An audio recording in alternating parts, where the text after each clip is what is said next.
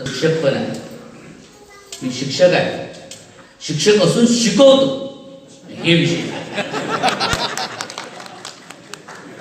आणि मग अशा कवी संमेलनाच्या माध्यमातून मी जेव्हा गावोगावी फिरत असतो तेव्हा दुसऱ्या दिवशी गेल्यानंतर पण पोट्टे मला विचारते, पण काय सर काल तर तुम्ही हिंगण घातले होते, तर म्हणजे तुला कसं माहीत? नाही नाही म्हणजे माझ्या वर्गात बंड्या नावाचं काय मोठं इलबीच आहे, ते कधी काय कसं बोलवून ते सांगता येत नाही. सर काल तुम्ही हिंगण घातले दिसले. बरं मग नाही तुम्ही तिथं कशासाठी गेले होते? बरं बा तुला तर माहीत आहे मी कवी संमेलनासाठी जातो, कविता म्हणतो. मग आज मला पण कविता, आम्हाला पण कविता म्हणून दाखवा ना. मग त्यांना कविता म्हणून दाखवावं लागते. आणि जर ते म्हटलं नाही तर काही कुठून कशी फिरकी घेते ते सांगता येत नाही. आता एक दिवस असाच कवी संमेलनावर दुसऱ्या दिवशी शाळेत गेलो तर पोट्टे खिदी खिदी खिदी खिदी खिदी हसायला लागले. म्हटलं कोण काय झालं रे बा, कोण हसून राहिले? पोट्टे खिदी खिदी खिदी खिदी खिदी हसायला लागले. अरे म्हटलं झालं काय सांगा त्या खरे. बंड्या उभा राहिला आणि सर चिमणीनं अंड दिलं. म्हटलं त्याच्यात काय विशेष आहे? काय विशेष नाही म्हणे सर. मग तुम्ही देऊन पहा म्हणे. कधी कशी फिरकी घेते काहीच सांगता येत.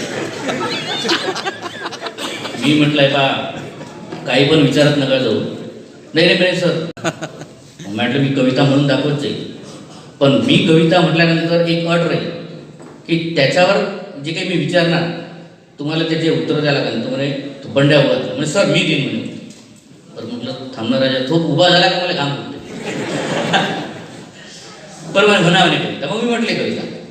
चाफा बोले ना चाफा चाले ना, चाफा खंत केल्या काही केल्या फुले ना, चाफा बोले ना. बंड्या म्हणे सर मी देतो म्हणे उत्तर. चाफा मेला असं माणसाला का काही बोलतं का?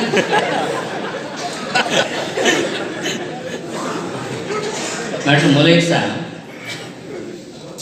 हिमालयातून निघणाऱ्या नद्यांना उन्हाळ्यात पूर का येतात? तर परत बंड्या उभा झाला म्हणे सर पाकिस्तानचा हात असं म्हणे. काहीच सांगता येत नाही. त्याच गमती जमतीच्या गोष्टी आहेत. प्रशांतने आणि गुंजनने अतिशय चांगला माहोल तयार केला. प्रशांत बायको बायको करायला लागला, तिचं पण तेच